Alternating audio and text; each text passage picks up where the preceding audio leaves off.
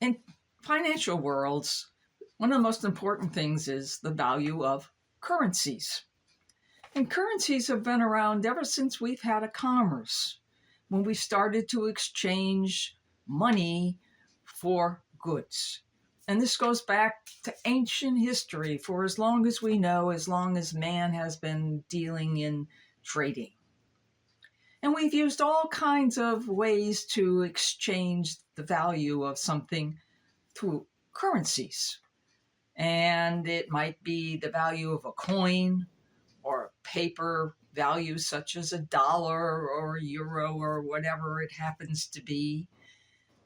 But in today's modern world, we have a new currency, one that's entirely different from anything we've ever seen before. And that's the world of crypto. Crypto, a world of invisible currency. Not where we hand over coins and dollar bills, but we're dealing in a world of digital zeros and ones, caught someplace up in the cloud.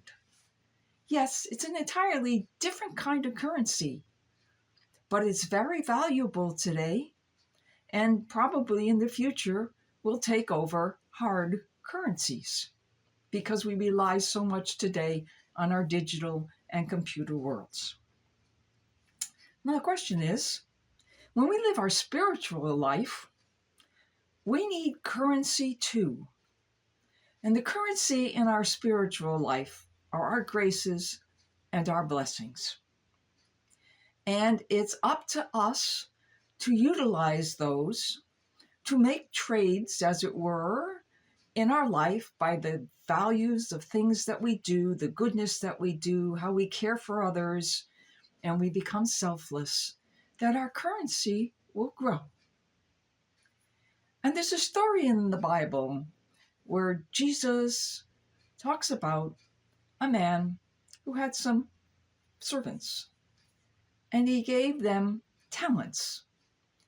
Now, in the old days, talent didn't mean you had a skill or an ability to do something. A talent was a piece of currency. And he gave one man 10 talents and another 5 talents and another 1 talent. And the story is, sometime later, he came to collect on those. And the man that had 10 talents came back and said, "See, I've been a faithful servant. I've increased your 10 talents to 20 talents. And the master was very happy and blessed him. And then the man who came with 5 talents came back and had 5 more talents. And again, the master blessed him and gave him more.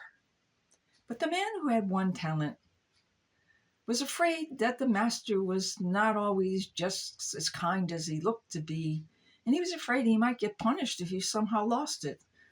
So he buried his talent. And so the master said, "At least if you had used my talents, I might have made some interest on it."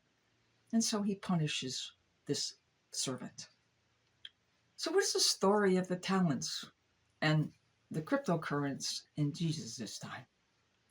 Well, it's a story that God gives us all graces and blessings. And it's up to each and every one of us to use those blessings and to make them more. Be like the man that had the 10 talents and make them 10 times more and 10 times more and 10 times more that. Yes, God gives us talents so that we can become more blessed. He didn't give us those talents to bury them. No, he wants us to go out and use those talents, those graces, those blessings that we have to make our world better. And we can do that every day by a little prayer for somebody else that needs it, by giving someone an ear that needs to be listened to, by giving somebody a pat on the back that's down depressed. There's 100,000 ways in a day that we can use our talents to increase. Because in the end, when we go back to the master, he's going to say to us, "What did you do with my talents? And how are you going to respond?"